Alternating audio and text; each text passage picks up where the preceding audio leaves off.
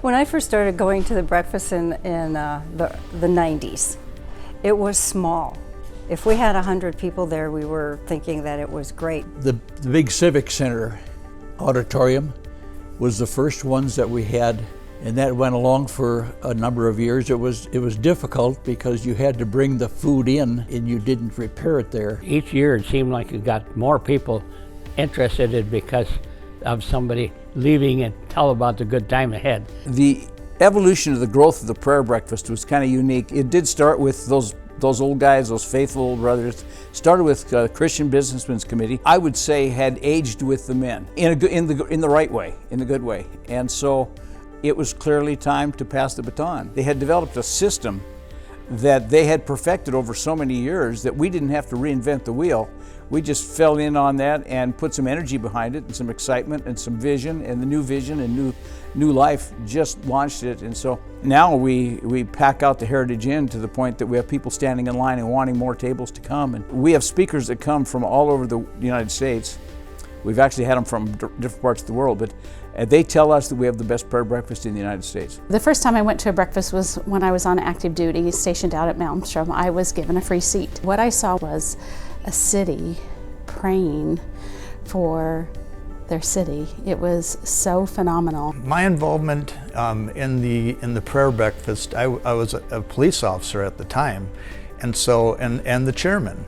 And so I would go and in my uniform and be up on the dais, you know, doing the chairman type stuff that you do, and sitting up there in uniform, and just I really first of all, I was proud of my profession, you know, as a police officer, but then to be able to sit there in such a public forum and just be able to freely express, you know, my personal faith. And so I think it just speaks volumes to people when they see their leadership, you know, being so public about that.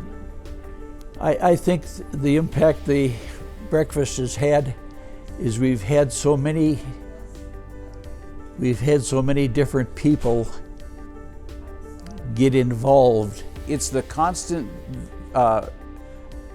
inventiveness of the team, the creativity.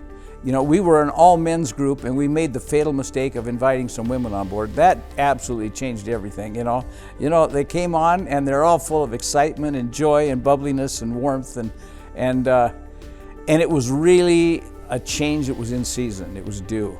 It brought such a spark, such a vitality. You know, one aspect of the Mayor's Prayer Breakfast that I love more than anything is the fact that so many different, not only people of faith, denominations, and different churches come and are actively involved, because being a Christian is something that you live. It's your lifestyle, and it doesn't belong to one denomination or the other.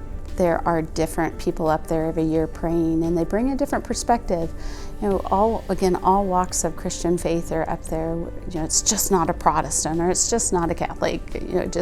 God loves all of us, and we want the heart of God, which looks a little different in each person because we carry His likeness.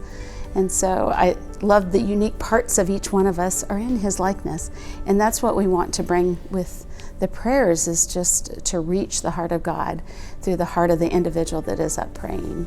You know that when a featured speaker is sharing his testimony, he brings out things that maybe you haven't thought of for a long time, and it kind of resurrects some things inside of people that they hadn't thought about for many years. I believe people come to this that never been to it, probably never went to church anywhere, and it was a stepping stone, again, involved going to a church. What I've seen just from the breakfasts is salvations, people coming to Christ. And that last year, 17 people either gave their life to Christ or rededicated their life. That is life-changing. That changes a city. I think there's a hunger and a thirst for something solid in a belief. And each one of the speakers that comes in sets a standard of, this is who Jesus Christ is, and this is what it means to follow Him, and this is what it has meant in my life. and they give their personal testimonies. And a personal testimony is a fabulous way to reach out to someone. So we discover every time we meet someone new, it opens up a whole new world to us. That person's their world and all that they know, and it stretches all of us. That's really what it comes down to is, in the end, how can we impact each other's lives on a personal level?